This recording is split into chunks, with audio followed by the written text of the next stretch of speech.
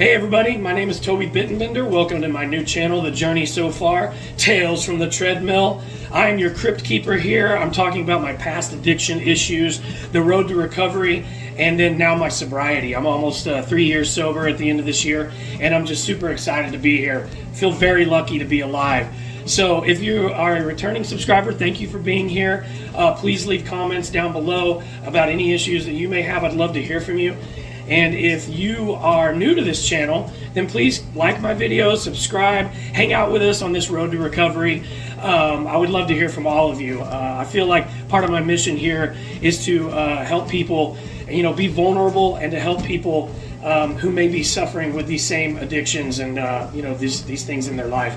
And if maybe I can help just one person, then it's worth it, right? So I'm gonna kind of get into where I was in my last video, but first I wanted to say a few things. I am not a victim here. I'm a survivor. There's a lot of things that I wish I didn't do, but everything that I did got me to where I am now. And again, I feel like it's my path to help people through my stories. So before I get into it, I want to tell a couple of things that happened, because I believe that a lot of times when we're going through these addiction issues, it's really because of trauma that we have deep inside that we've buried maybe, or that we're dealing with currently in our lives. And I think that a lot of times that's what we're using drugs and alcohol for, is to escape something that we're not facing. That's just what I've experienced in my life. And so the couple things were, that I want to talk on real quick. I'm thinking of writing a book. I've always thought about writing a book because it's a much more detailed story. I'm trying to skim through these subjects quickly so that we can get to the recovery part and the sobriety part. But there's some things that happened along the way that I kind of want to touch on, just because they did impact me as a person. And looking back, I think that they definitely had an impact on how I handled myself in life. When I was 16, my mom was diagnosed with Parkinsons disease. She had it for 25 years. She passed in 2013 because of that. So it's very difficult watching that happen. And and she was the reason I started playing music, started playing guitar, and she was just an amazing person. And I'll talk more on that later and everything.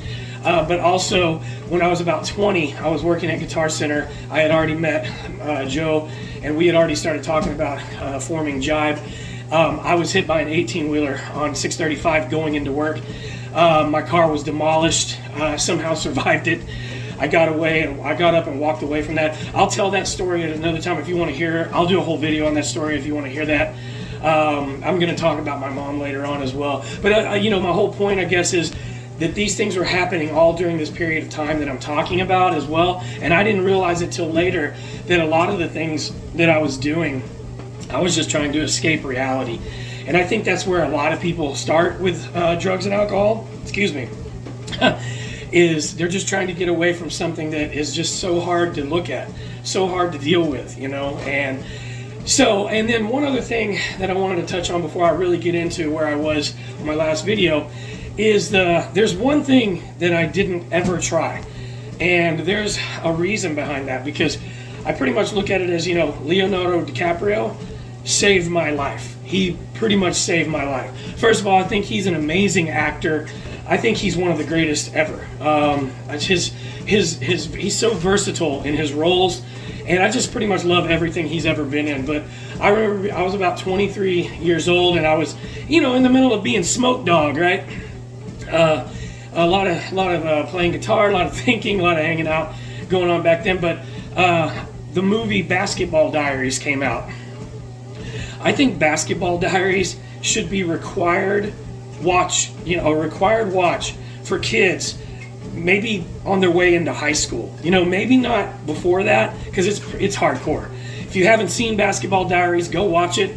I think Leonardo DiCaprio's performance, in that is just it made me never want to try what that movie is about. It's the HBomb. I don't really know. Again, I don't know what I can and can't say on here, so I'm going to try and be careful about that. But what it made me do is it made me say to myself, man, I'm never going to do anything with needles. So you can get the gist of what it is. But his performance in that movie, by the end of that movie, I was bawling. I couldn't, the pain that it looked like. And we've lost so many amazing artists and musicians to that drug. And it's just, I look back on it now and it's kind of funny that movie made me never try that. But I tried everything else thinking that nothing else would ever do that to me. And I pushed the limits a couple of times. He probably did save my life though, because that's what I did. There was a few times where that was around and I turned it down and I said, no way, no way. So I feel like the Basketball Diaries saved my life. And I do think teenagers going into high school should probably be required to watch that movie.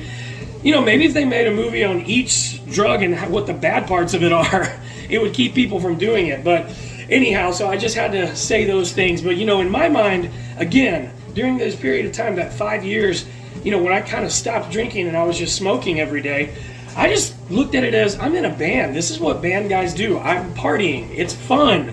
And a lot of it was fun, just hanging out at that time playing video games and then writing music and going and playing shows and hanging out with people. I mean, that was fun,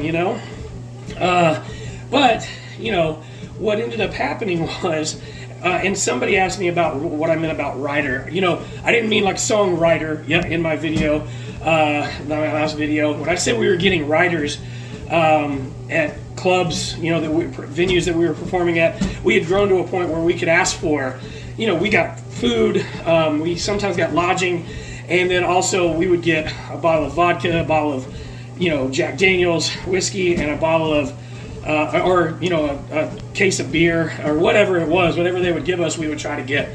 It would be part of our rider. So a rider is what a band gets when they come into town. Some of them are, you can look it up, some bands get these insane riders. The bigger you get, the more you can ask for and the more that you can get. Of course, the more people that are working with you as well. So it just grows and grows and grows, right?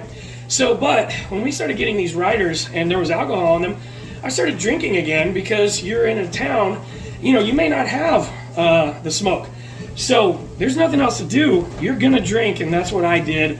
And again, I just thought it was all partying. I'm in a band. This is what we do. Had no idea the effect that it was having on my life.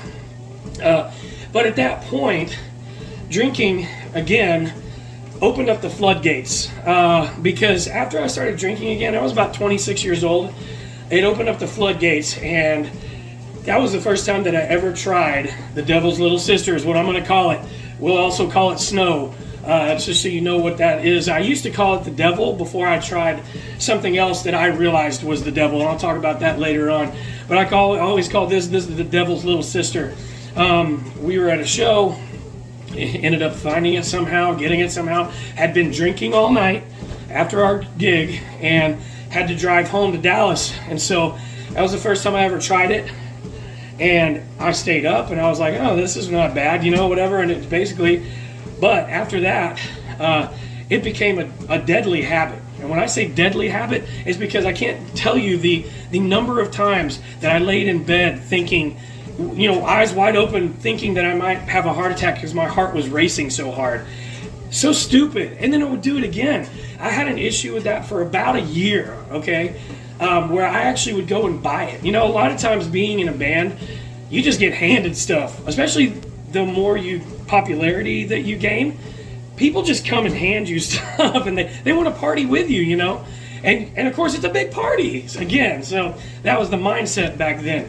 But I had an issue with that for about a year, and then it just dawned on me, like, why am I doing this? Like, my heart is going to explode, and I was so scared of, that happening, that I finally slowed down and stopped doing it.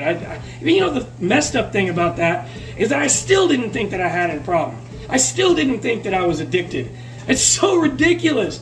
Because of the whole idea of this is just how we're supposed to be in a band, in rock bands, it's rock and roll, baby.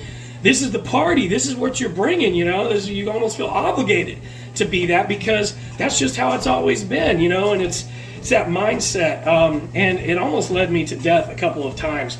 And so on my next video, I'm going to get into another reason why I stopped that, but also the reason why I can't be Smoke Dog anymore. Back then I had to quit, and I'll get into that on my next video. But listen, guys, thank you so much for being here again, on this road to recovery.